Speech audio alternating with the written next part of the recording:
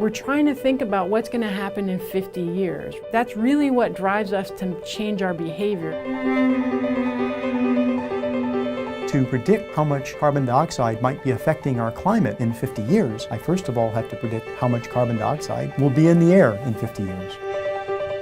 We can start to see these changes in our temperature and sea level rise and other things, and we're concerned about where that's going to go in the future.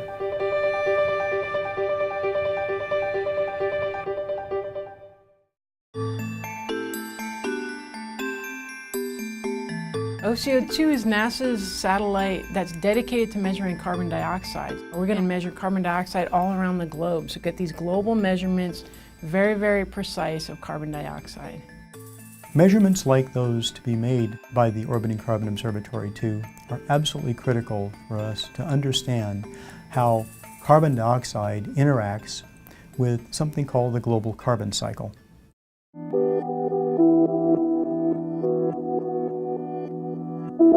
When we burn gas in our cars or we burn coal for power, we produce carbon dioxide that goes into the atmosphere. Half of the CO2 that's being emitted to the atmosphere remains in the atmosphere. The other 50% is being absorbed by the oceans or the terrestrial biosphere. So those are almost in balance, but as we add this carbon dioxide to the atmosphere from burning fossil fuels, some of the extra is going into the ocean, some of the extra is probably going into the land. But we don't know exactly where that is. We'll see every 2 weeks or so how much carbon dioxide there is left in the atmosphere. And we call this watching the planet breathe. These are things we clearly have to start understanding. We want to actually manage the carbon dioxide buildup in our atmosphere. We've discovered this terrifically important additional contribution we'll be able to make from OCO2. Plants grow and they glow. So when they glow, the instrument's actually going to be able to see this glow. They bring in blue light and they re-emit yellow and red light.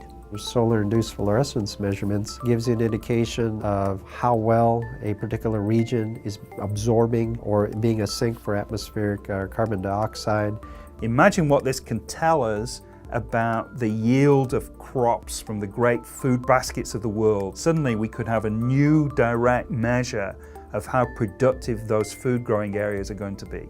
And the two in combination, carbon dioxide in the atmosphere and an indicator of how effective plants are in taking CO2 out of the atmosphere, it's just an impossibly brilliant combination.